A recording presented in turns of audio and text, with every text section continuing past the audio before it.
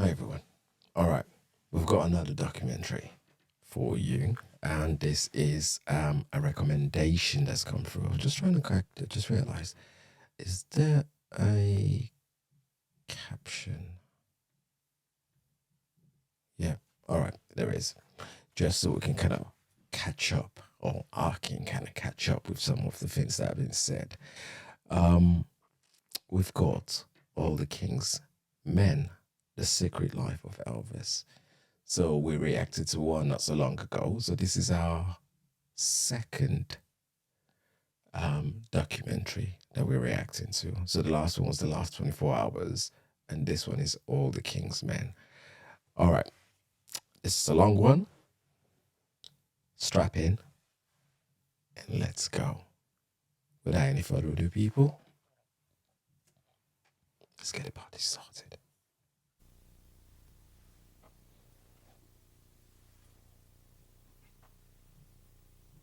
Welcome to the world of real entertainment. You are about to experience the first volume of All the King's Men, a revealing look into the private life of Elvis Presley. Watch for the release of future tapes in this exciting series, coming soon on home video. Huh? How many of them? Elvis Presley, from his early life to the day he died, relied on a handful of confidants known as the Memphis Mafia. These 5 men guarded Elvis, kept his secrets, and preserved his memories. Here for the first time, on camera and on the record, they share their private accounts of life with a legend, the stories of All the King's Men.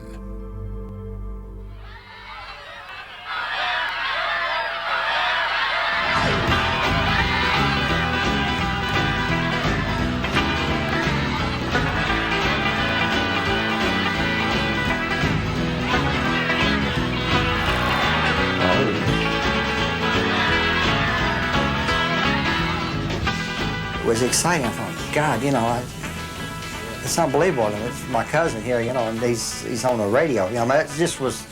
Is that him? as a young chap. Look at his face, like, oh my days, I'm seeing. It's unbelievable. And it's my cousin here, and he's on the radio. It just was.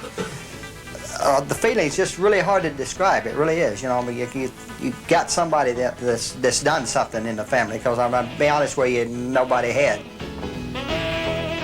And he was singing away, and I was amazed that here's this guy that I knew from school and that everybody thought was weird. It's up on the truck entertaining everybody, and he saw me and he went like this. I grew up with Elvis Presley. I grew up and became a middle-aged man with Elvis Presley, and then all of a sudden, it's over. I knew the drugs had him, and they were going to get him, and there was no turning back, and I felt sick. I was in the living room when she came in, and I said, Elvis, this is Priscilla. Priscilla, this is Elvis. And I said, I just had these visions of all of us just going to prison for life. I was scared to death. She wasn't even 14 yet. Elvis jumped. What? All of us going to prison for life? For underage? Is that what I'm getting here? Oh my days, it's only 2 minutes. He wasn't even 14 yet. Elvis jumped up, went in and got this assault rifle. I think it was an AK-47 or something. He came out and put it in my hand. Said, Sonny, go kill Mike Stone. Do it for me. Go kill him. We were all like brothers more than anything else. The thing about him, he was such a part of our lives. We just, everything, I guess outside of my father, he was the closest thing I had. I went in to the house and called Graceland, and I said, what is going on? And his first words to me is, Marty, he's gone. The door opened, and Dr. Nick, he walked out, and he's got these tears running down his eyes. He reached and grabbed me, and he said, he's gone. He said, do you want to see him? And I said, I don't think so. We were part of something unique. We didn't even realize what we were a part of. until after it was gone. And we spent a lifetime with a legend from the time we were kids until we were grown men, and it was a hell of an experience.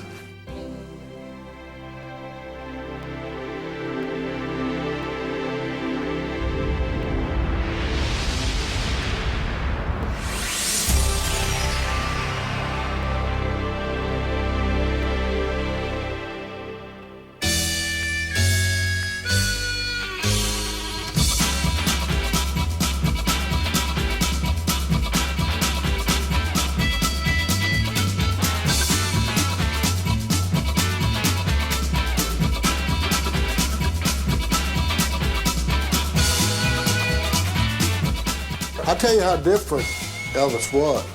When I first moved to Memphis from New York in 52, I first went to Central High School. And we'd be sitting up in the stands, and you'd see the strange-looking guy walking around the track at Hodges Field or Crump Stadium, wherever the games were being played. And people used to point at him and laugh because he dressed different, in loud clothes, and his hair, was longer. And I used to dress the same way because that's the way we dressed in New York. What sealed our fate forever, I'm sure, I came into between classes. I went to the bathroom one day, and I saw these three guys and Elvis back in the corner. Two of them were holding him. One guy had the scissors. Yeah, Elvis was different. He wore the long hair, and all of us had crew cuts. Yeah. And I walked in, looked around, what's going on, boys? We're going to cut a little hair off this boy here, I said, he don't look like he wants it cut off to me. He said, no, he don't, but we do. And I said, well, if you cut his, you're going to cut mine, and I ain't got too damn much up here to cut. And they looked at me to see if I was serious, and they saw that I was serious, and they let him go. Now, the story, these were football players. They weren't football players. These were just redneck dumbasses. Well, I saw him the first time. I took a girl to see him when he came to Tucson Rodeo Grounds. And man, it was just pandemonium. And he drives in, and she's been cool so far. All these other kids carrying on and on. She's been real cool. And he comes in, and he steps out, and he falls down to his knees and about dust like that. Boy, and there went my girl. Like, whoa, hey. All of them were trying to get to him. We used to have these talent shows at school. Elvis got up and sing Old Ship with his guitar, and I had this little combo. I played the trumpet, and had the guitar player and the whole bit, and I thought we were something. And this kid gets up and sings this little Old Ship thing, but they loved it. See, that's what's different between today's musicians and guys in those days. Today you got to do a showcase, which Lamar knows, and he would have had a tough time making it.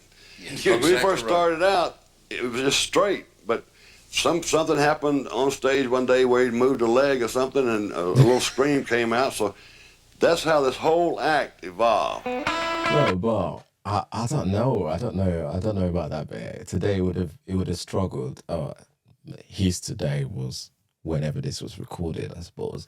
Is it a case of it would have struggled because there is so much restraint about who to let into the industry, and it would be because of bias? That's why I would have struggled, because he's got everything. So why would he have struggled? Great, but something happened on stage one day where he moved a leg or something, and a little scream came out. So that's how this whole act evolved. 21-year-old Elvis Presley, the son of Mississippi sharecroppers, returned to his hometown of Tupelo a millionaire. In the 3 years since graduating from high school, he became an international sensation, was the object of fanatical adoration by his audiences, and by the end of the year would have 5 #1 singles on the pop chart, including Heartbreak Hotel and Hound Dog.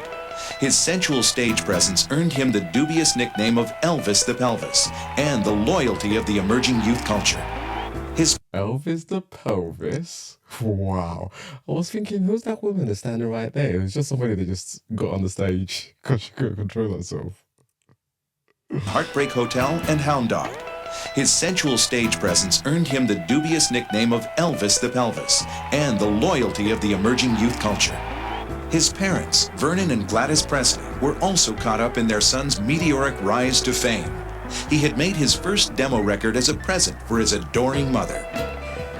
As he told it later, it was for his mama's birthday, and then later he told it was for Christmas. And really, I think, like I say, it was just to hear how he sounded. And as soon as he finished and got it and all, he took it and let her listen to it, you know. And of course, she praised everything he done, you know. She said, "Oh, it's great," and all this, you know. And of course, his daddy, he was somewhat a little different, and he said, "Well, I've never heard a guitar player yet that ever made a damn dime." So.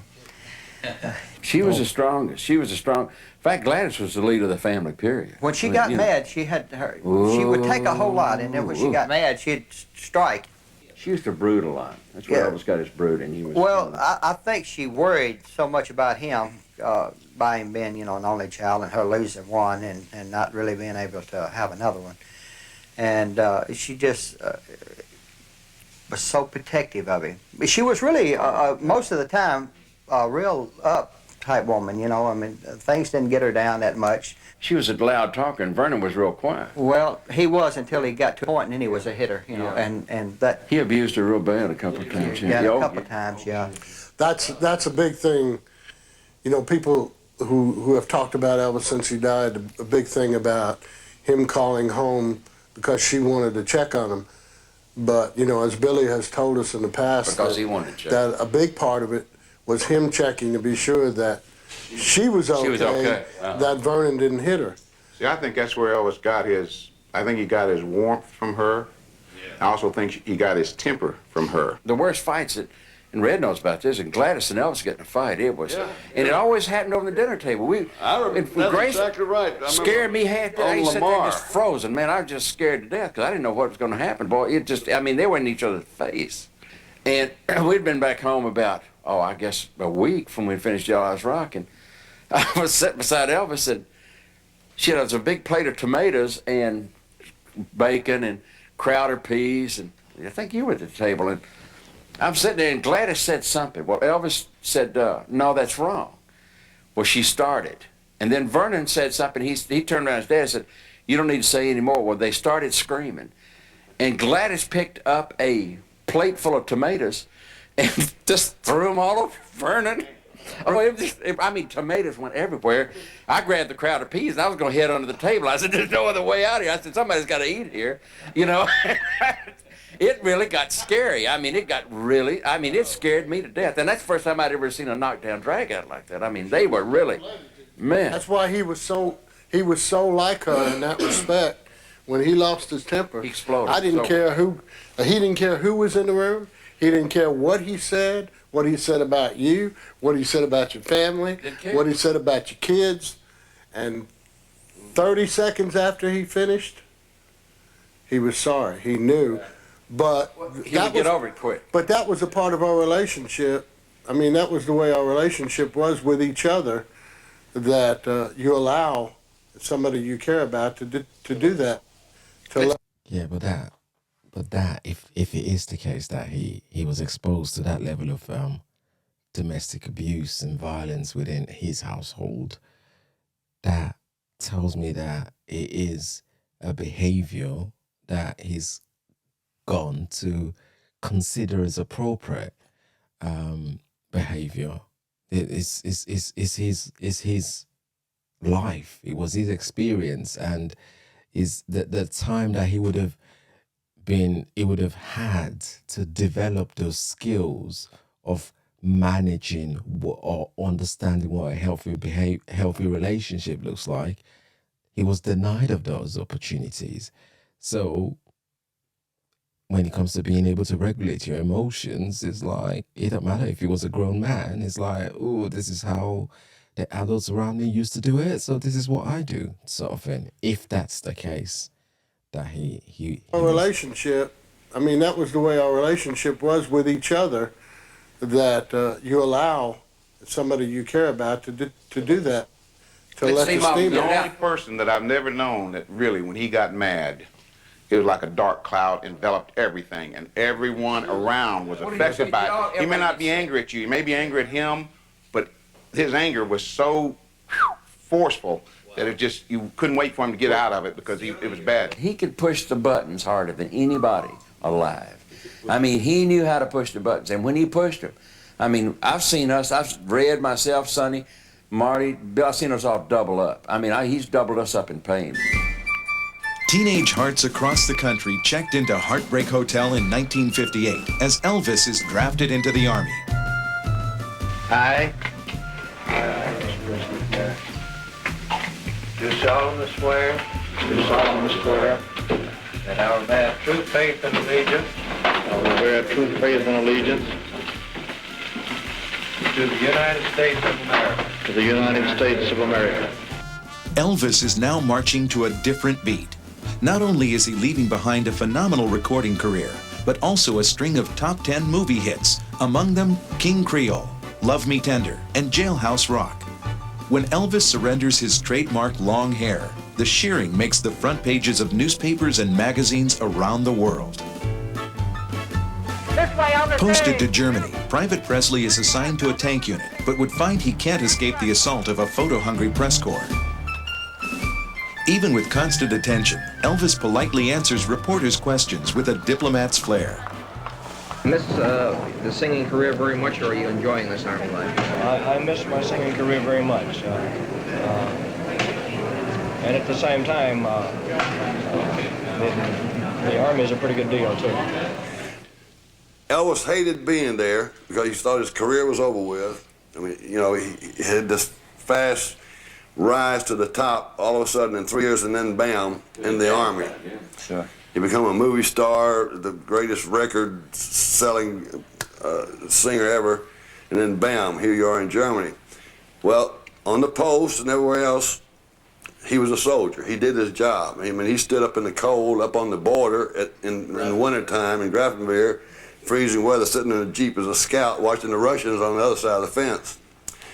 But when he came home, we heard all, you know, about how much hey, I hate this shit, Colonel Parker, son of a bitch, you know, this, that, and the other. Oh, I know. But then when he went back to the post, he was a perfect soldier again. Remember, we used to go to Frankfurt to the nightclubs. Elvis really, he would, anytime he got a chance to go around entertainers or the business itself, he would go because it would remind him of what he did. And we went over there to this club one night, and this girl was a, what do you, when they twist all, what do they? Contortionist? Contortionist, she was, you know. And later on, Elvis went up and saw her and got back in the car, you know, Red and I just, our tongues are out of there, panting, wanting to know what went on. I said, how was, he said, boy, you cannot believe what I was.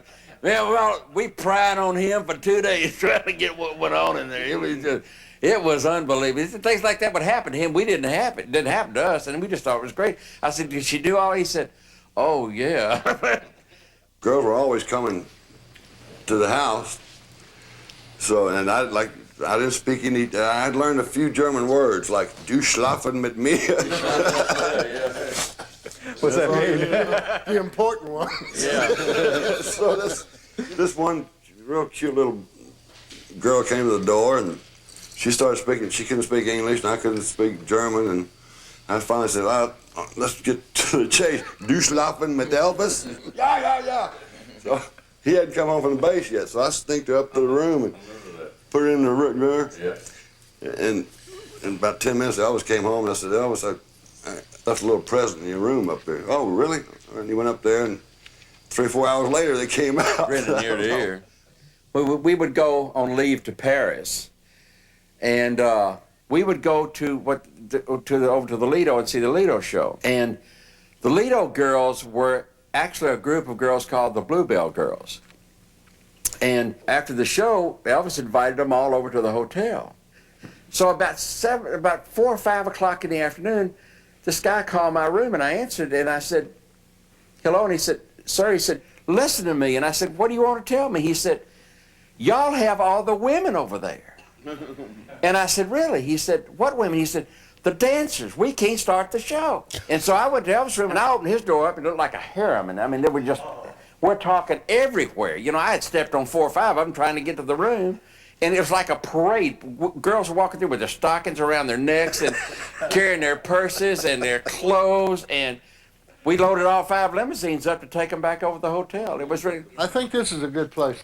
Talk about not caring for a moment about your job, right? You got a job going, but no. The one opportunity to meet Elvis, like, sod everything, I'm going. It's like- and it took it. The sense I'm getting here as well is there's a sense of wanting to escape. Is what I'm getting. I don't know if you're getting that. Let's keep going. Stockings around their necks and carrying their purses and their clothes, and we loaded all 5 limousines up to take them back over to the hotel. It was really... I think this is a good place to bring up something, because I know that every one of us, and even the guys that ain't here, have heard it since Elvis has died about all the stuff he did for us and how much money we made and this and that. I don't think, with the exception of 2 or 3 who will go unnamed, that any of us were there for the money. If we were there for the money, If the money would never stay. nobody would have been there, because there was none. And we didn't complain. Yeah. I mean, every once in a while somebody would say something, but for the most part, we didn't complain because we loved being there. And it wasn't just with Elvis. We had such a tremendous camaraderie and relationship, all with each other and with Elvis and him with us, that, hey, the best thing I can say is that I wish that kind of relationship on everybody. In March of 1960, Elvis is discharged from the Army and returns home to his adopted city of Memphis a hero. The time overseas has matured Elvis and given him a suave new look, yet his music and his career has stayed on his mind. You don't think rock and roll is dying? Some people say it is. A lot of people say it is, sir, but I'll tell you, it has changed some. The music itself has changed. It's progressed quite a bit. I think it's better. I think it's getting better all the time, because the arrangements are getting better. They're adding more instruments and, so it's getting better. But in 1956, when I first started out, I was hearing the same thing, that rock and roll is dead, it's dying out. I'm not saying that it won't die out, because it may be dead tomorrow completely. I don't know. I wish I didn't know. Meeting him at the train station is manager Colonel Tom Parker, who has tightly controlled Elvis's every career move since 1955. Back home at Graceland, the next chapter of Elvis's life has begun. He will soon star in his 5th film, GI Blues, and is now involved with a dark-haired beauty he met while in Germany, the young daughter of an Army colonel, Priscilla Beaulieu. But I remember the first time I met her, I'd already come back from Germany, and she came after me in Germany. And he couldn't wait to show her to me there at Graceland. The first time I saw her in the kitchen. Yeah. He stood her down and come got me and said, I want to introduce you to Priscilla Beaulieu. And, what do you think? I said, what do you expect me to say? I think you hit a home run there, son. And, he had that wood tip cigars. Yeah, I think so too, man. She was diaper trained by then, yeah. Hell, he had underwear older than she was, Anyway. Okay, let's get back to an interesting thing here. Priscilla's come to the States, and then Elvis is making these movies with all these gorgeous leading ladies, which leads us to Anne Margaret, who, everybody here will agree, was one of the sweetest, nicest, sexiest women that we've ever met. I mean, a whole lot of fun. In fact, it was a real toss-up at that time between Anne Margaret and Priscilla. And Priscilla knew it too, see? And so she even goes so far as to lighten her hair and get the same look that Anne Margaret did during that time. I mean, that's how intimidated she was by that situation. And she had every right to be. She did, yeah. I remember one night, we were in the kitchen at Graceland one night, and the intercom buzzed. I pick up the intercom, and it's Elvis. He and Priscilla were upstairs. Get this bitch an airplane. I'm shipping her ass home. I said, okay. And I hung the phone. I told the guys, Lamar was standing there. Lamar says, oh, here she goes. Yeah. Wings south, yeah. And then about 15 minutes later, the intercom rings again, and he says, forget the plane ticket. said, okay. See, the whole thing was about Ann Margaret. And she confronted him with it, and first he denied it, and then he turned his defense into an offense. Good He offense said, is a look, great defense, yeah. he said, I didn't do nothing, but if you're going to accuse me, you can get your damn ass out of here. And that's when he's a pretty good actor. And he picked up that damn phone, and he said, get this bitch an airplane. I'm packing her bags, and she's gone. Well, that was just too. So was he in a thing with Anne Margaret? But damn, you feel so intimidated that you have to change to look like the person you're trying to get him not to like. The original version or the copied version?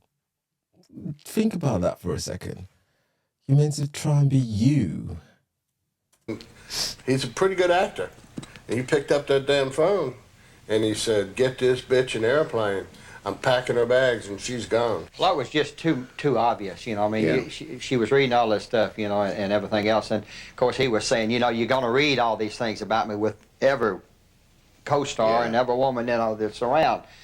So he could cover it that way. And his next thing for not coming home was, they're holding me under contract here. I heard that until... Oh, Lord. Another time there, when he did this similar thing, was on Rocker Place, when they got into it up there. And you could hear him. We were down in the living room in a long hallway, and they had the end bedroom way back there, and you could hear it, the hollering, the yelling. And what he was doing was he was taking all of her clothes out of the closet and throwing them on the bed, And then he said, get your stuff packed, get out. And he came out there and sat down in the living room. And all of a sudden he broke into a grin. He said, I think I got her thinking right now. I said, what do you mean? He said, well, I think she's okay now. I said, Elvis, you tell her to get out? He said, I sure the hell did. I took her clothes, threw them on the bed, told her to pack them and get out. Oh, Mr. Macho. And I said, do you mean it? He says, no, I don't mean it, Sonny. He went back in a few minutes and said, now, put them back up and unpack. You're not going, but that's what'll happen the next time you challenge me on this. So he used reverse psychology many he times. Could have her dancing on a yo-yo. I've never seen anything like this. it. This is a young girl. Huh? You got to remember, this is a young girl. I mean, she turned 21 after being with him for like 5 or 6 years. And she was a young girl at that time, so she was scrambling, like with Ann Margaret, a very polished woman, actress. And here's this young girl scared to death she's going to lose this man. The thing with Elvis and Ann was, the biggest thing that broke it off were the fact of their careers. See, Elvis had a hard time accepting, you know, equality. That's right. And so he wanted a woman, you know, basically like Priscilla, who he could pretty much raise himself, you know, the way he wanted her. And Ann wasn't willing to give her career up, you know, so I think that was the biggest thing that really broke that whole situation off. After 4 years of living together, Elvis Presley and Priscilla Beaulieu exchanged wedding vows in Las Vegas at the Aladdin Hotel. The groom has just completed his 25th movie and has now sold over 100 million records worldwide. Elvis's father, Vernon, kisses his new daughter-in-law for luck. America's most eligible bachelor is now a married man. Elvis should never have been married. He loved femininity. He just was not meant to be married because he was supposed But he to have said, the women. colonel said, you know, that you got an image to keep up. And he said, you've been with her for a while, and She's not a a little lot girl of people, anymore, right, yeah. and she's not a little girl, and the people know it. And he said, this is a good time. But I think he turned to the colonel after Colonel Beaulieu put the pressure on him, because I think he called... No, I'm just saying what Elvis told me in later yeah. years. This is what he told me, that the colonel actually, you know, told him it was time for him to get married. See, he and I, when we got home, we had a bad argument. And he said, look, you got to understand I'm under a lot of pressure.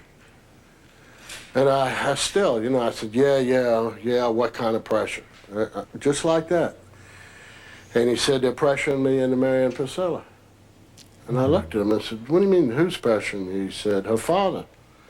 They threatened to sue me if I don't marry her, breach a promise. And I looked at him. My first reaction, I wanted to say, you know, pardon the language, I wanted to tell them to go fuck themselves, you know. And I held back. I didn't say nothing. I was still was in that mood, and he says, you know, I'm going to have to do it. And by then, I'm sure he had already talked to the colonel. Let's face it, from the time Elvis became famous until the very end, he never, at any point, stopped seeing other women, including with Priscilla. Exactly. Never stopped. He was having her around when he wanted her around, see? And if he didn't want her around and he wanted to stay away for 3 or 4 weeks, Priscilla had to stay there by herself until he wanted to come home. I mean, he really got her, and as she got older, she gained more independence, because when she was younger, it upset her that she might lose him. But now she needed male companionship, and if she wasn't getting it from him for whatever reason, she wasn't getting it from him, he, you know, all of a sudden she's seeing attractive men that are interested in her, and so things started happening. Priscilla started taking lessons from Mike Stone in L.A. Karate lessons. And that was Karate lessons. Karate lessons. Okay. So, hold on a second. What's going on here?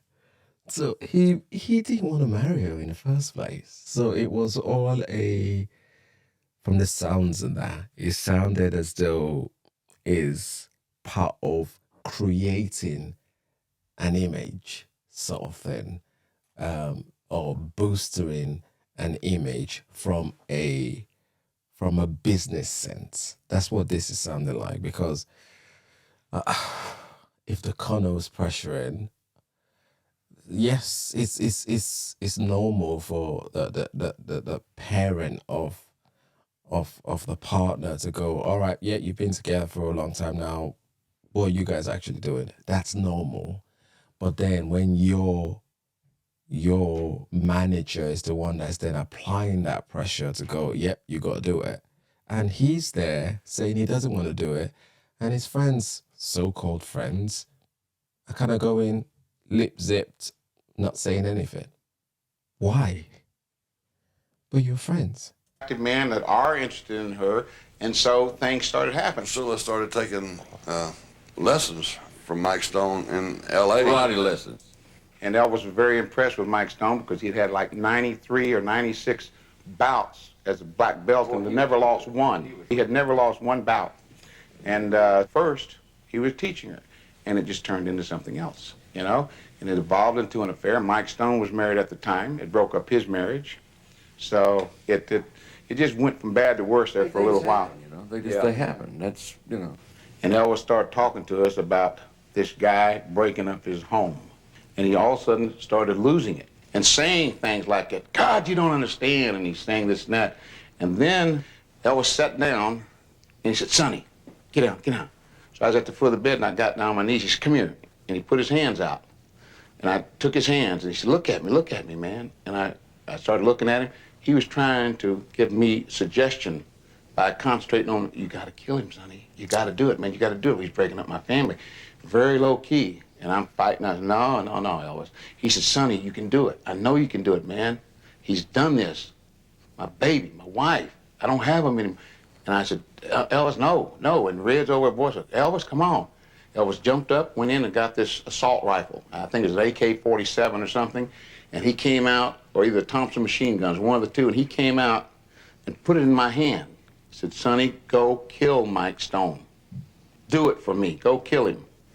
Now it makes sense, because I was thinking when he mentioned it earlier, go take my stone. I was thinking, who in the heavens is Mike Stone? Now it makes sense. Or either Thompson machine guns, one of the two, and he came out and put it in my hand. He said, Sonny, go kill Mike Stone. Do it for me. Go kill him. I said, no. He had lost her and he knew it. Elvis was hurt, and he was hurt deep. But a whole lot of the hurt was his ego. Oh, yeah. The fact that Priscilla left him. To him. Oh. And not him, you know, because all the other times he, saying, weeded the woman out. And this time it wasn't. She left him. Boy, and that was a heck of a blow to his ego. And the night that he found out for sure, either like Red had told him or something, when he knew it, Priscilla was in town. She was downstairs eating. Elvis got someone to tell her he needed to see her to come up. They did it. She came up there, and he didn't rape her, but he took her.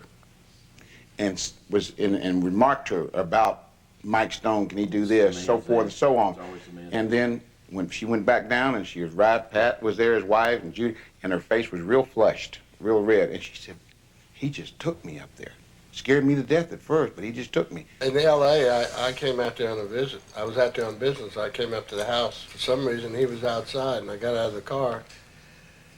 And the first words out of his mouth was, Marty Priscilla's going to leave me. And I looked at him and I said, well, Elvis, I know it hurts, but let me ask you something. I mean, you know why she's probably going to do this. And I said, are you going to change doing what you're doing? And he looked at me and said, I ain't changing for nobody. I said, well, as much as it hurts, you're going to have to live with it. And he looked at me and says, yeah, you know, I guess you're right. Disillusioned with Hollywood in the late 60s, Elvis returned to his first love, live performances. On the eve of his first appearance in New York, Elvis seems nostalgic about his music career. I would like to think that we've improved ourselves over the past 15 years. How about musically? That's what I mean. I mean musically and vocally and everything. I'd like to think that I've improved over the past 15 years. Attendance-breaking appearances in Las Vegas, a TV special, and 4 more hit records bring Elvis back from the brink of becoming a rock and roll has-been.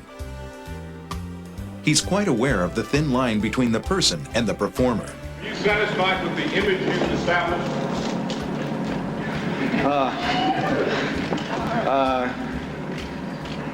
Well, the image is one thing, and a human being is another, you know. So. How close does it come? How close does the image come to the man? It's very hard to live up to an image, I'll put it that way. Yeah.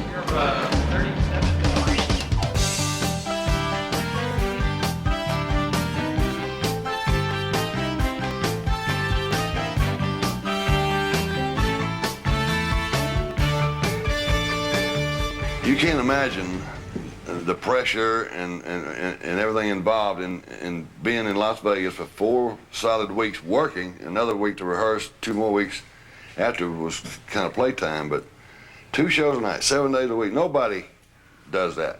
No, and that might kind of explain some things to people, the pressure that somebody like that is under, and we're under, not only with our families, but constant pressure from him, from the colonel, from everywhere. Sure. And from the audience, and from everything that's going on.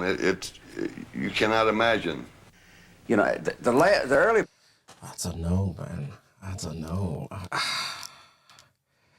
If you say you're under pressure, imagine the guy that is having to do all of the work. Damn. The pressure. Ooh, my days.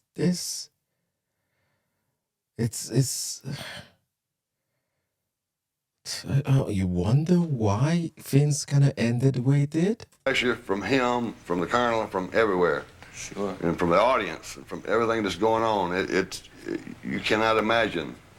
You know, the early parts of Vegas he liked in 69, 70, 71. After that, about 73, 4, and 5, man, he hated Vegas. He could not stand it. It drove him crazy. It was so hard, you know. He always had to have a challenge, and the cities, the tours, turned out to be the same cities over and over and over and over. And then Vegas, the same stage over and over and over and over. Somebody asked me not long ago, said, what do you think really killed him? I said, I thought it was terminal apathy, you know. He just bored to death. He became so apathetic that he became a parrot of himself. He really, it was sad because he would go on stage and go in automatic pilot. One night he comes out and he was wound up before the show. He was not in a good mood. He's over on my side of the stage, and he throws a scarf to this lady. She grabs it and throws it back. And it just floated right down on him. And instead of taking it, you know, smiling at her and going to give it to somebody else, it pissed him off. He went right to her, and she took it right back to him. And she's just drunk and laughing. Oh, this is great. I'm getting all this attention. Well, he's driving him up the wall, and I'm standing there behind the curtain. I said, oh, shit. I could see this wasn't going well, because he forgot about the show, and he got a picture of the scarf back and forth with this lady. And he ran back and just threw the hell out of it and walked off. he thought about this the whole damn show while he's doing it. It was a terrible show. And after the show, we got downstairs. Why in the hell didn't you come out there and stop that, Rand?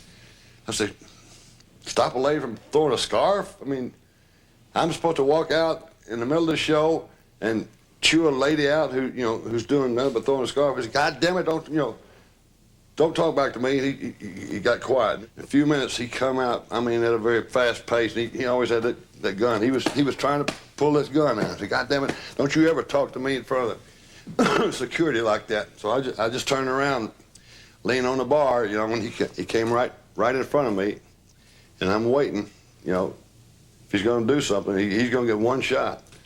And that's, you know, when Sonny saw this, he stepped in. I said, come on. I mean, Elvis, you know, what's wrong? What is wrong here, you know?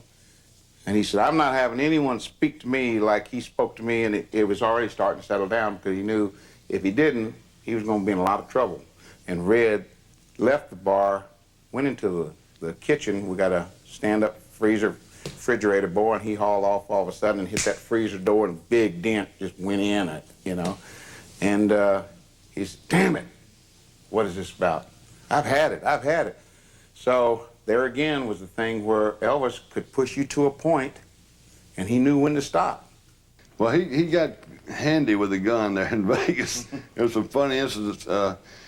The breakfast table, of course, breakfast was like 5 or 6 in the afternoon. It was kind of up 3 steps off to the dining room. And we all, you know, all the guys come in there, you know, talking loud. He was at the end of the table, and he wanted our attention. He said, hey, and everybody just kept talking like Lamar usually does. You know, yak, yak, yak, yak, yak, yak, yak, back and forth. He said, hey. It's just everybody ignored him. He took the gun and boom, boom, boom. And you can hear the bullets ricocheting around up there. Everybody hit the floor like Lamar grabbed his heart. Last table, it was that thick. We dived under, I ran into you. We hit like this, looking up and... But you hear those bullets ricocheting around. It would rain, though. It would rain up there, and the rain... Oh, yeah, after that, it was like a, you know, you could put your flowers on there and keep them alive. In the hotel... said, we don't understand what's going on. They said, why is it? They said, we just didn't put the stuff up there right. So they had to go retar it. You know, they never could understand why it was leaking. It'd take off sometimes about a day or so, and then we'd start going around the strip and... Wait, they couldn't see the bullets that were up there. They couldn't understand why it was leaking. No? When they were repairing it, they couldn't see bullets, no? Up there right. So they had to go retar it. You know, they never could understand why it was leaking. It'd take off sometimes about a day or so, and then we'd start going around the strip and seeing other acts, you know.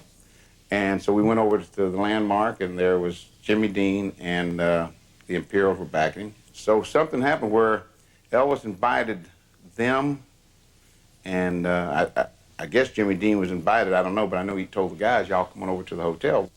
So the Imperials and Jimmy Dean arrived there, and we're all sitting around talking and everything, and time's going on and on. And they're out there a little over an hour now, and no Elvis. Imperials didn't mind. I mean, they had worked with Elvis, they knew. But Jimmy Dean wasn't appreciating, you know, being out there like that. So Elvis, in a little while, come walking out of his room, coming down those steps, and Jimmy Dean was standing there next to the bar, and he saw him, he started walking towards him, and said, I ought to rip 1.5 yards out of your ass for keeping me waiting this long.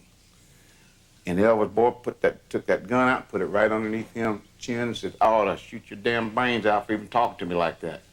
And Dean, which is like this here, and Elvis, just kidding, Jimmy, and walked off. Yes, this was during the bad days of Las Vegas. This was toward the end of Las Vegas where we went to, started going back on tours, got out, you know, he was tired of Las Vegas. And he was really getting into the prescriptions and everything else. But this one particular time, you know, we pretty well had to figure out when certain things were supposed to be happening. When he's going to get the shot to get up, and when he's going to get the shot to go to bed. And it was getting close to showtime. The phone rang. I didn't see anything going on. And it was the colonel and said, well, you going to be able to make it? And I said, Colonel, I don't think so. And boy, that was, you talking about pressure. Because you're talking about a showroom full of people.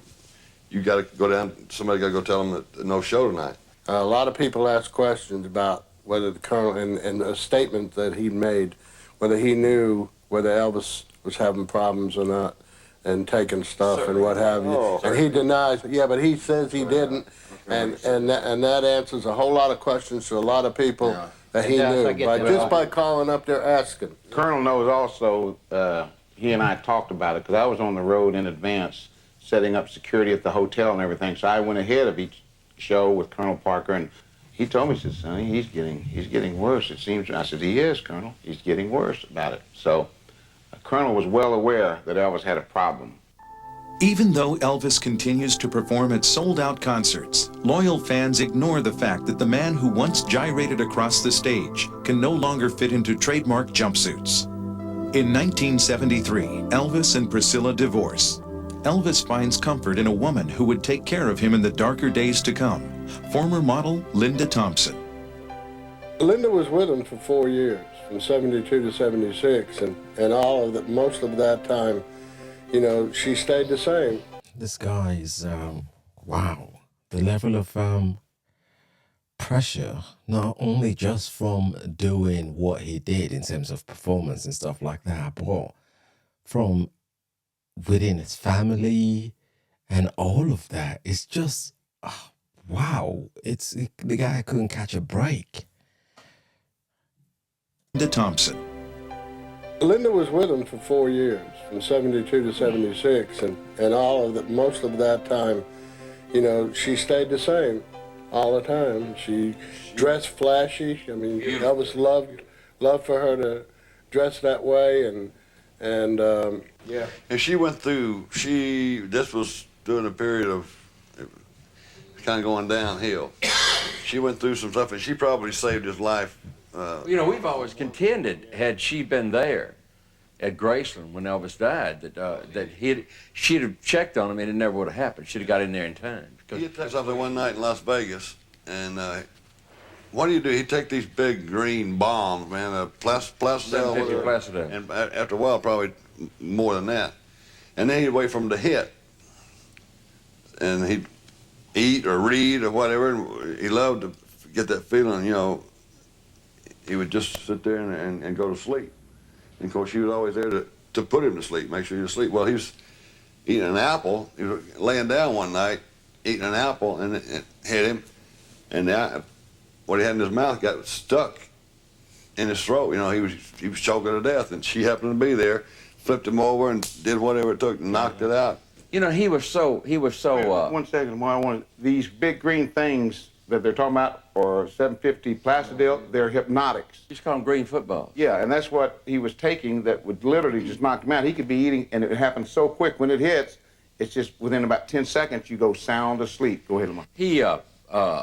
Elvis was very, you know, because he's such an insomniac, he was very nocturnal. He'd get up and wander around at night, or, you know, he'd come in your room and crawl in bed and start talking to you. One night, it was just strange. Judy and I were in the room there. It was on a weekend when they had come over to visit, and everyone had gone. We'd been out in the suite earlier and everything, and then when Elvis went to his room, and we went to ours, and Red and Pat, they went to their room. So we're back there, and all of a sudden, there's a little tentative knock on the door. And I knew who it was, because no one else knocked like that. Elvis just, and I said, honey, I said, that's him. That's him. She said, well, go to the door. I said, no, I think he wants to talk or something. Man, we'll be out there forever. If he's fought off those sleeping pills, he's going to be out there forever. And he knocked again. She said, honey, you can't. I said, okay. So I went to the door. Oh. And it was Elvis. I said, hey, boy. He said, Sonny, y'all sleeping? And I said, no. He said, you think that y'all could come out here and we could just sit and talk for a little while, you and Judy and everything? I said, sure. Sure. He said, oh, okay. And he left. I said, Judy, I shouldn't answer that door. I told you. So I put on my robe. I got my pajamas. I put on my robe. Judy puts on her robe and everything. And we go out there. And we're looking. He's not out there. No. He's not out there. And I said, where? I thought, did he go out that wrong door out to the elevators or what? So I went, and the door was cracked open. I said, Elvis? No answer. I said, honey, stay right here. I went in and looked around, boy, and there he was in bed, sound asleep. that quick. It hit him from the time he thought, you know, he's going to fight him and talk for a while, but they overcame him, and he got, I said, Judy, let's go. And I shut the door and went back. That's when he was like a little boy at times like that. Boy, that's when your heart... Yeah, but that's sad though, isn't it? That's sad in the sense that somebody that felt he needed someone to talk to because he was struggling to sleep. Yes, it may have been uncomfortable and stuff like that, but you understood the struggle that this guy was going through. So what if you wanted to talk for a little bit? Yes, it might be however long, but how many times do you get to do stuff like that? And maybe it might just be that one time where he gets to share something that you could potentially kind of step in and go, okay, have you thought about this, or do we need to get help and stuff like that? Nah, just don't want to answer the door. Good job they had the wife there that was able to see reason. You know, he's going to fight him and talk for a while, but they overcame him, and he got, I said, Judy, let's go. And I shut the door and went back. That's when he was like a little boy at times like that. Boy, that's when your heart just went out to him and you thought, God bless him, you wanted to take care of him. You're on tour, and he flew somewhere. Oh, yeah, we was in Jacksonville, Florida. And undoubtedly it was something he wanted. I don't know, man. We had just got there, and he said, I need, I don't know what kind of medicine he called it, something for pain, but he said, I'm going to fly to Memphis. And I said, well, who you going to see? I said, you got Dr. Nick here. And he said, he ain't got what I want. We got on the Lisa Marie, flew to Memphis, and I don't even know who the doctor was. I don't think Elvis knew who he was. He just picked somebody at random. And we go into his office and all that, and he's seeing other patients at this time. So he's talking to him for a minute, and the doctor said, well, excuse me, Mr. Presley, I'll be right back. And all that, he said, I got, a couple patients I need to see. And he said, but I'll be right back with you. He makes his round. While he makes his round, Elvis is going through his desk, and I mean, samples were going into this bag, boy, like you wouldn't believe. And he had a whole thing full of samples, and I don't have no idea what they were, but he did. I mean, he read these things, and he knew the exactly. medications. So I mean, he'd flush these over here and keep smacking these. PD, that's what he did. Yeah. But we did make it back, thank goodness, in time for the show. But this is, this is some of the things of how bad he was actually getting. I mean, at this time. Yeah, that's why I wanted you to bring that out to see how bad the last year was. Now, last night you were telling about 2 times he almost checked out. Well, and one time they packed him in ice, and the other time was something else. It shot him in right here or something. Gave him a shot directly into his artery. Anyway, we was in Palm Springs, and this is pretty close, really. This is late '76, and we had flew to Palm Springs, and he was seeing this little girl. Really was seeing her for about the 2nd time. Anyway, he got out there, and he had taken a bunch of stuff, man. I don't know what all, because, when he did it, he went in his bathroom, and you never knew. Anyway, his breathing got real shallow. He'd go, and it seemed like it'd be a minute and a half before he'd take that second breath. Well, the little girl that was with him panicked. And of course, she run into our room, and she knocked on the door. I was out of it. I was sound asleep because I pretty well wore out at this time.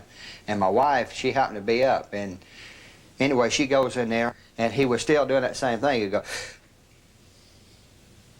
and that's the way it was. And then about a minute later, he'd take another one. It was almost like he wasn't getting his breath. And of course, I was getting just a little bit excited. And so she starts talking to him and trying to get him awake, and, actually patting him on the face and shaking him just a little bit. Not a whole lot. You didn't do that. You don't want to shock him. And she would get him to talking. We already pretty much had him, kind of in focus a little bit by this time. But he come real close. If the little girl hadn't have been there, I think he would have checked out then. I really do. The other time we were in Louisiana or North Carolina or somewhere, and he was just laying across the bed. And I had gone in, and he was laying across the bed, and I said, he's not moving. I said, I shook him, and I said, are you awake? And no reaction. And I said, look, and he says, I forgot who else was in the room. I said, go down and get Nick. And I ran down the hall, and banged on the room, and I think Nick and Joe in there with somebody, whoever it was, and everything. I said, I need you right now. And he said, well, I'll be there in a minute. I said, no, now. I said, come to us. We got a big problem. Well, at that, he ran to the door and went down the hall, and he went into the bedroom, and he gave me a shot straight into here with Retlin or something like that, straight into his artery.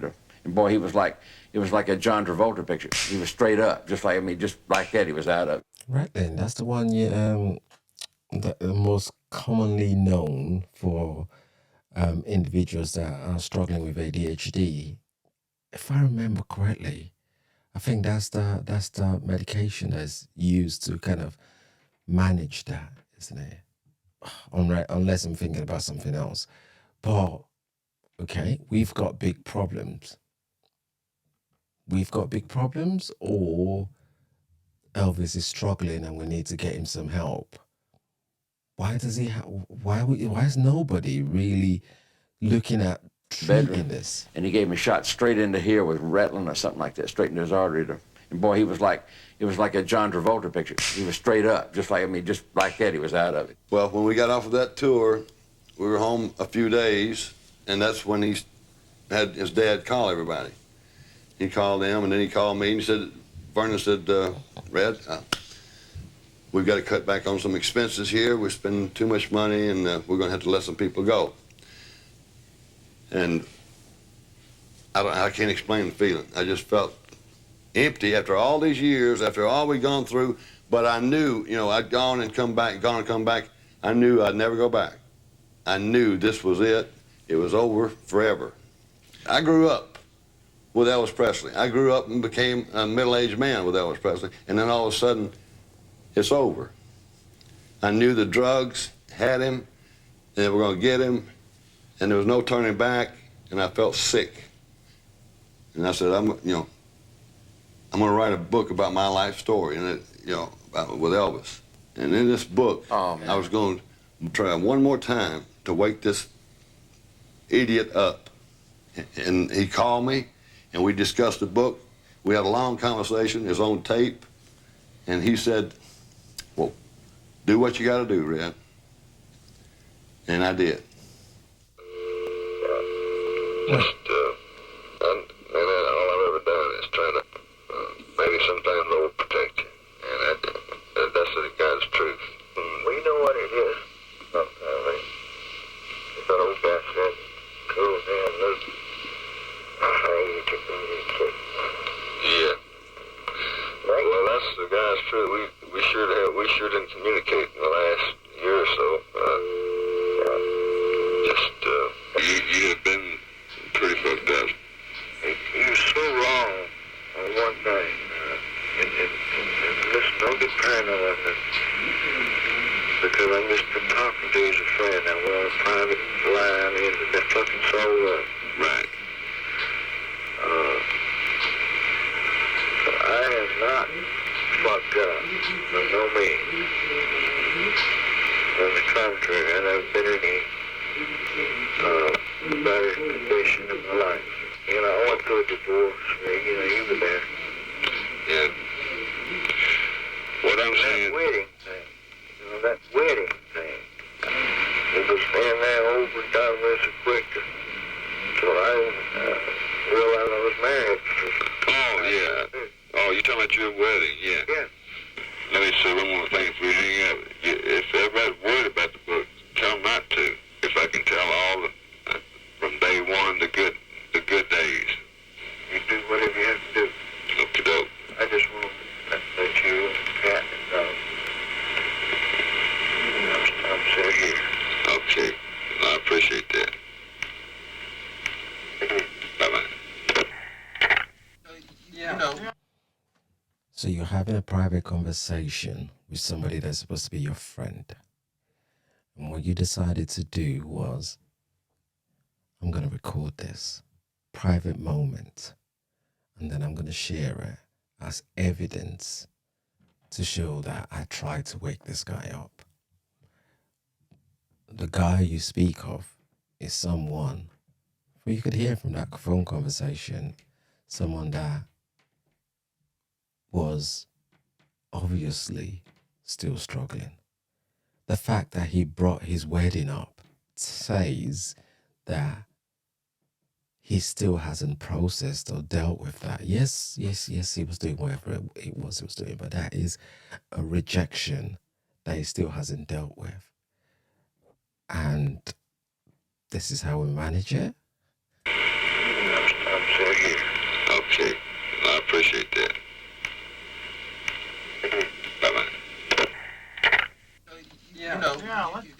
After the publication of Red's book, Sonny West, Red's cousin and co-author, defends the tell-all book to reporters who question the motives of the friends and bodyguards. When we wrote this book, it was out of bitterness and hurt to start with. I tell you, when we were given 3 days notice by his father and a week's pay, after 16 years, 20 years, 2.5, 3 years with Dave, we all had families, and he wouldn't talk to us himself. He flew out of town, and he had his father do it. With Elvis's drug habit now in print, Sonny offers an explanation for the expose.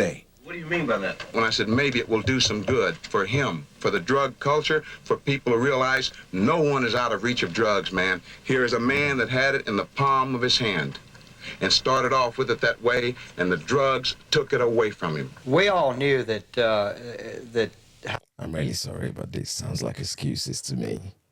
Ooh, I'm gonna show you something. You can't treat me like that. I'm gonna tell everybody. Gosh, nah, that sounds like excuses to me. And the drugs took it away from people to realize no one is out of reach of drugs, man. Here is a man that had it in the palm of his hand and started off with it that way, and the drugs took it away from him. We all knew that how he was, and knew that if you pushed too much, you were simply out. If you were out, how in the hell were you going to help him? That's right.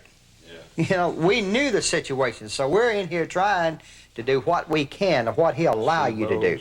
I mean, I can't explain to you how many pills I lifted that would simply be there, and I'd say, well, you know, while I'm at it, shove a few over here and take it and simply flush it.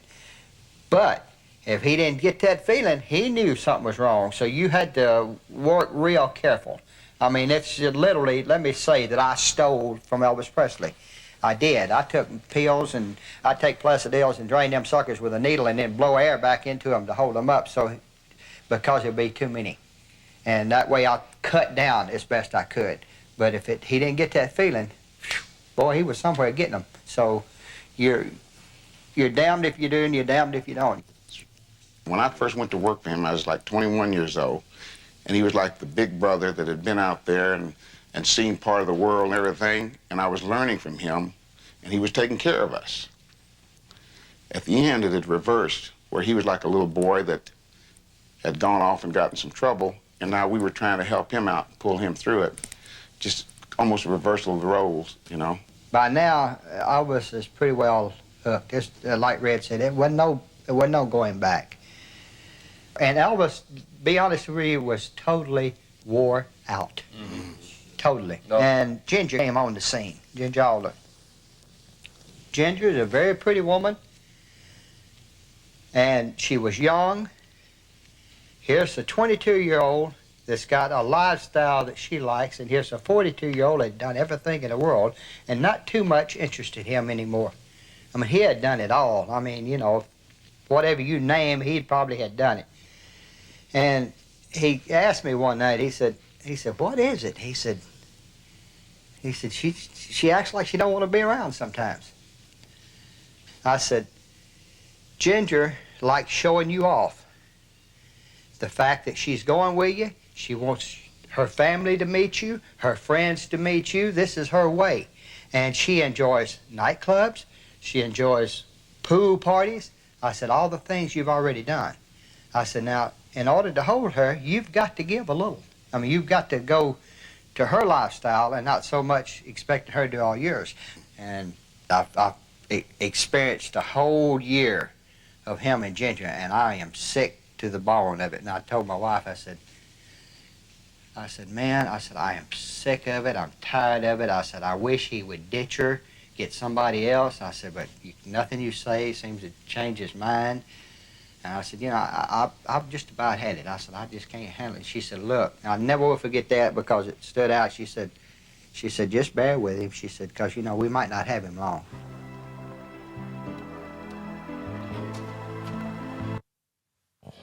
Sounds like a bunch of enablers here from the sound of this. Everybody is saying all of these things right behind this guy, and nobody's saying it to him. What's going on? If you're not, people are saying they're not there for the check. That's what I heard. They're not there for the check. But then when he says some people had to go, some people decided, I know what I'm going to do. I'm going to get my own back. I'm going to go sell the story. That sounds like trying to get the check. And then you also said you couldn't talk to him because he would blow off the handle. And if you're not within the scene, there's no way you can help. How do you enable an addict? Or how do you, or someone that's struggling with what he's struggling with? Definitely not by making sure that what it is that he's struggling with is readily available. That's not it. It's by making sure that the medical profession or the right professionals are in place. If the one that's in place is not doing their job, then you need to be getting rid of that one. Get that because it stood out. She said, just bear with him. She said, because, you know, we might not have him long.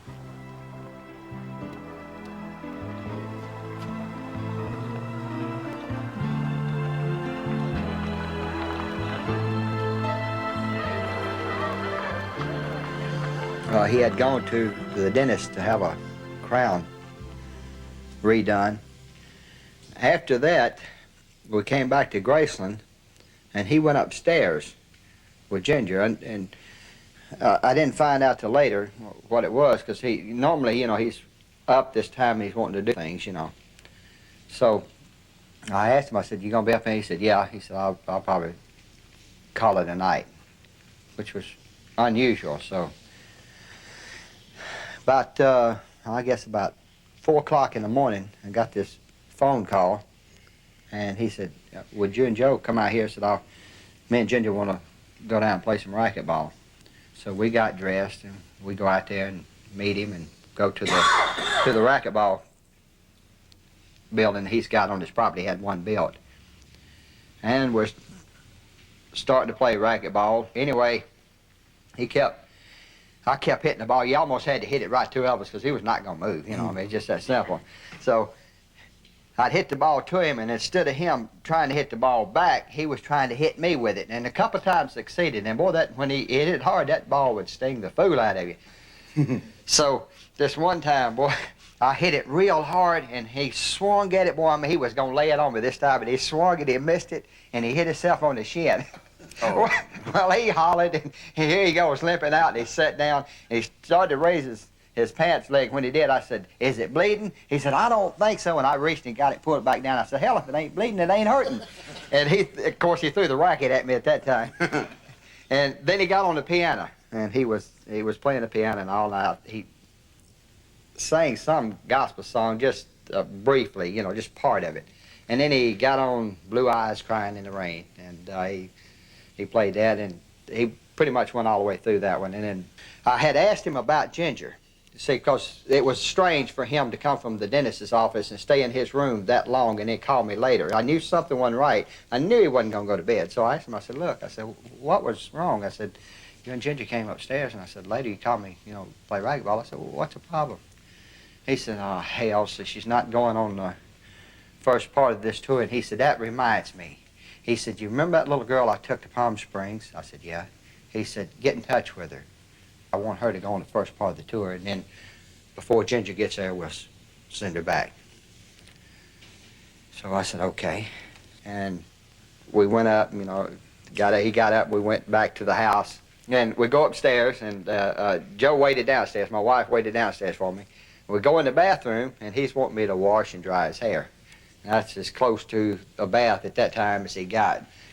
Then we're talking about the tour, and And I said, well, I said, are you up for the tour? And he said, yeah. He said, I'm pretty well up for it. He said, it's probably going to be one of the best tours I'll ever do. Really, what he's doing is psyching himself up. You know, I was glad to hear it, you know, so talk a while, and then after that, I leave. I go in the house, I ain't thinking nothing about it. I mean, we just had a fairly good time, you know, and kind of he was kind of up. So, you know, I had no earthly idea, you know, what was going to take place in a few hours later. Somewhere around 1:30, if I'm not mistaken, the phone rang, and it was my cousin Patsy, and she's totally broke down, and she said, Elvis is dead, and just like that, I said, Patsy, well, I said, wait a minute. I said, you know, calm down a little bit. I said, and tell me what's wrong.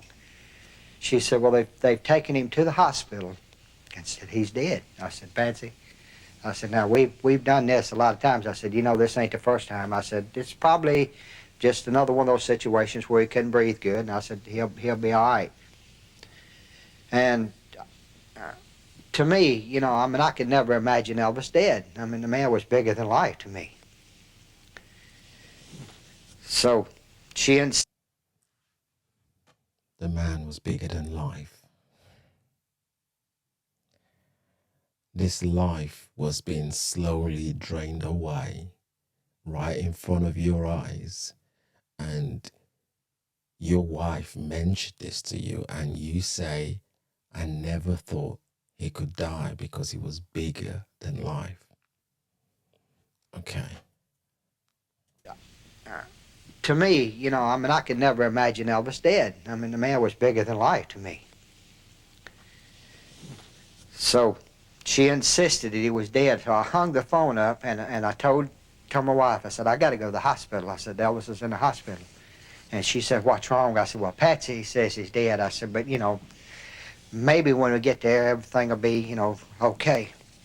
So I ran out of the house, and the only thing I could think about was jumping on my motorcycle. I had to get there, and I didn't care how, you know. And when I went in, Charlie and Joe were standing there, and Charlie grabbed me and he said, he's gone, he's gone. And Joe said, and he was crying. He said, he said, Elvis is gone this time. I said, no, man. I said, he can't be. I said, where's Dr. Nick? He said, he's in the other room with him. I said, well, then there's still hope here. About that time, the door opened, and Dr. Nick, he walked out, and he's got these tears running down his eyes. And he reached and grabbed me, and he said, he's gone. He said, do you want to see him? And I said, I don't think so.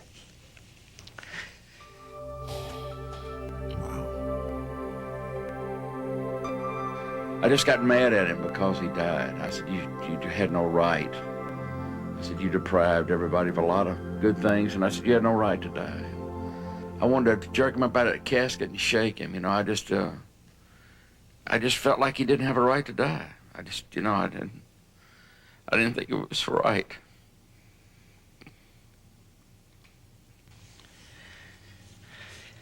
His ways have affected us. Always will. Oh, we pattern a lot of our ways after him, you know. We just, everything, I guess outside of my father, he was the closest thing I had. And when we lost him, we sort of all lost part of ourselves. We never, ever recovered. We all do something every day like he did. And we all do things like he did, and we can't help it. It's just part of our lives. And it's not easy. We still miss him a lot, an awful lot. Even if we wanted to, which none of us do, to cut him out from inside, we can't. We don't know any better. We just, we grew up, around him, and the things we do sometimes are not right. But what else do we know? One thing I'll say is, what else do we know? This helps me a lot. I will see him again. I will see him. I'm sure we'll have to get an appointment. If there's any way Elvis ever had a doubt that we cared for him, I think this right here. If he's able out there somewhere to visualize it or see it. The doubt's gone. Oh yeah, It's got to be gone.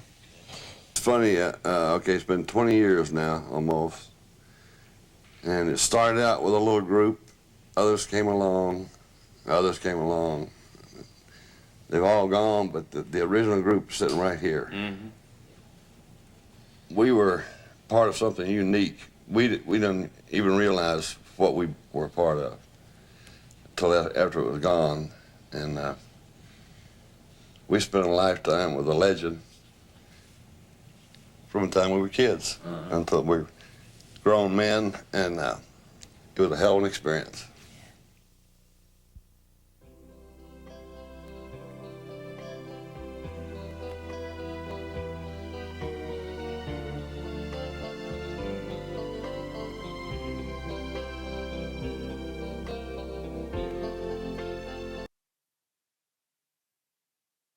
Okay.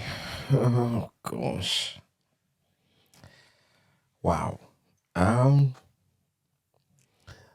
The other one I watched the last 24 hours, I felt that there was a lot of victim blaming. And this is part of the reason I think this was recommended so that I could see this. I could see these guys.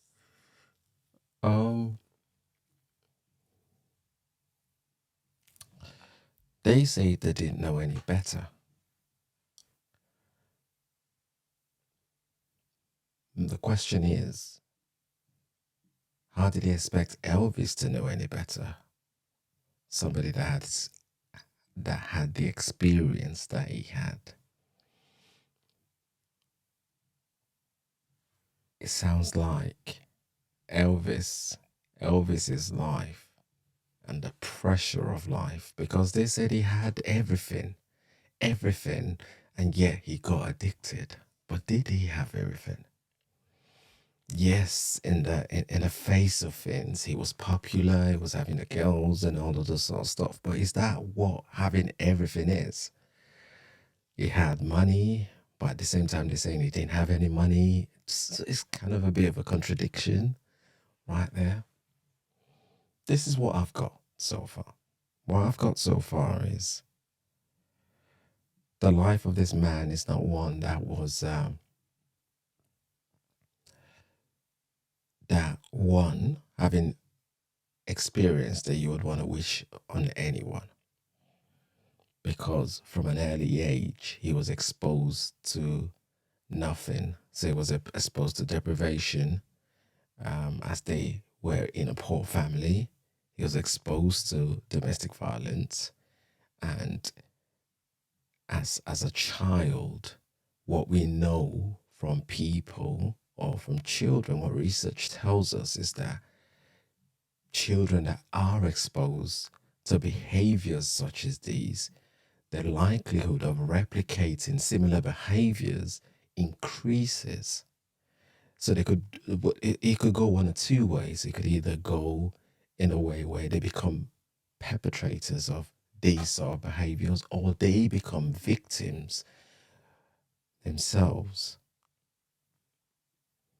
And the fact that he continued, even after he's gone away, continued to check up with mom to make sure that she was okay, that tells me that he still carried that with him and felt the need to want to protect his mother from a distance. Then we say we don't know how he got into drugs.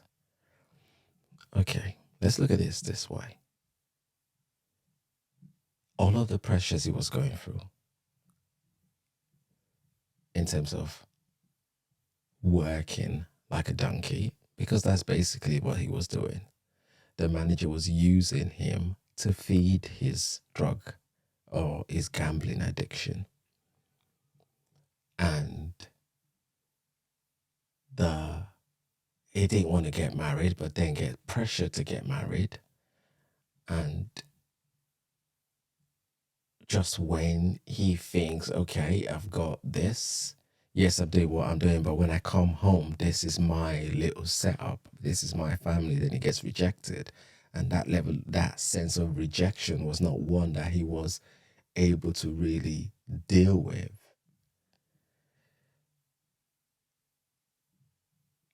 And the people that were meant to really stand by him by making sure that I protected him from all of this pain that comes with addiction to the stage in which that he had to manage, became somewhat of enablers because they didn't want to lose their paycheck. On the one hand, they said it wasn't about the check. On the other hand, they were like, oh yeah, we want it to be on the inside so that we can what can you do exactly? Change some of the pills and then swap it up for empty pills. And then you say, but if it doesn't work, then he goes out and get it anyway. Okay. So how do we make sure that the message goes through? How can you expect somebody to change by not having those difficult conversations with them?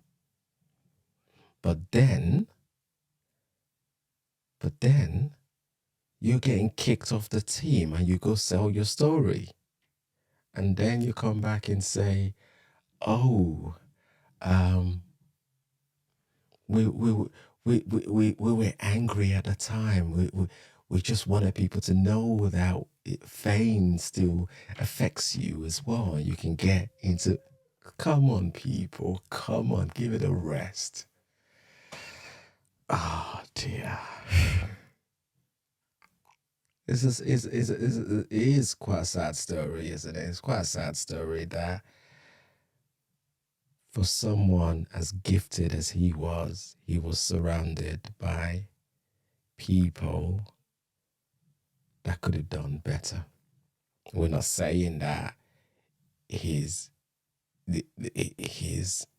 getting and using what he was using was okay. That's not what we're saying at all. But when people are caught up in that sort of cycle, it falls to the people around them, the network, to kind of form a shield that can help protect that person. And it looks as though that shield wasn't present, which is a shame. It is a right shame.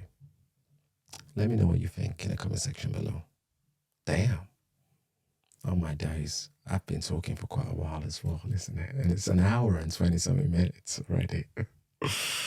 Damn. Is there any other one? You said this is part one. What else? The same people or other sets of people? Let me know. If you've got the link, put it in the comment section below as well, please. And I will just take it up from there as well. Damn.